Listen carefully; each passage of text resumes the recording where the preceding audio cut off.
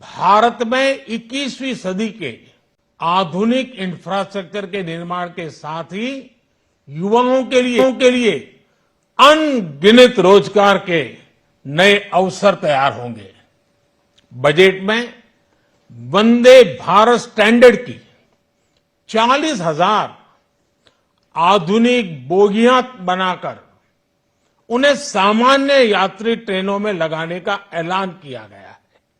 इससे देश के अलग अलग रेल रूट पर करोड़ों यात्रियों में आरामदायक यात्रा का अनुभव बढ़ेगा। साथियों, हम एक बड़ा लक्ष्य तय करते हैं, उसे प्राप्त करते हैं और फिर उससे भी बड़ा लक्ष्य अपने लिए तय करते हैं। गरीबों के लिए हमने गांवों और शहरों में 4 करोड़ से अधिक घर बनाए।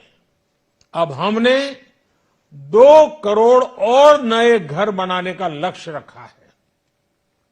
हमने 2 करोड़ महिलाओं को लखपति दीदी बनाने का लक्ष्य रखा था। अब इस लक्ष्य को बढ़ाकर 3 करोड़ लखपति दीदी बनाने का कर दिया गया है। आयुष्मान भारत योजना ने गरीबों की बहुत मदद की है।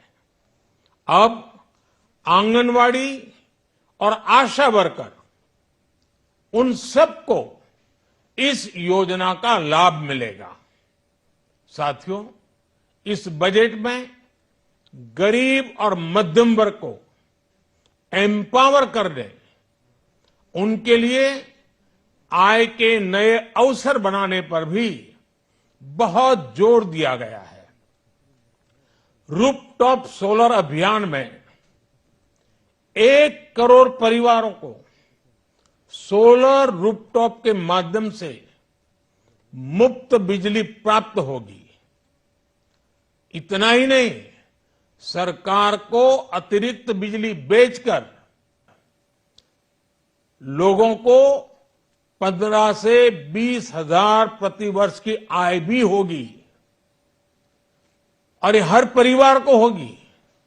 साथियों, आज जिस इनकम टैक्स रेमिशन स्कीम की घोषणा की गई है, उससे मध्यम वर्ग के करीब 1 करोड़ लोगों को बड़ी राहत मिलेगी। पिछली सरकारों ने सामान्य मानवी के सिर पर दशकों से ये बहुत बड़ी तलवार लटका कर रखी थी।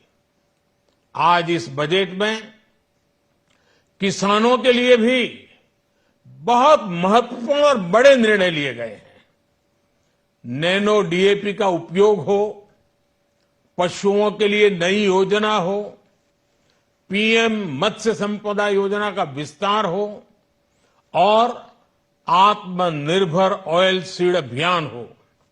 इससे किसानों की आय बढ़ेगी और खर्च कम होगा। मैं एक बार फिर सभी देशवासियों को इस ऐतिहासिक बजट के लिए शुभकामनाएं देता हूं। बहुत बहुत धन्यवाद।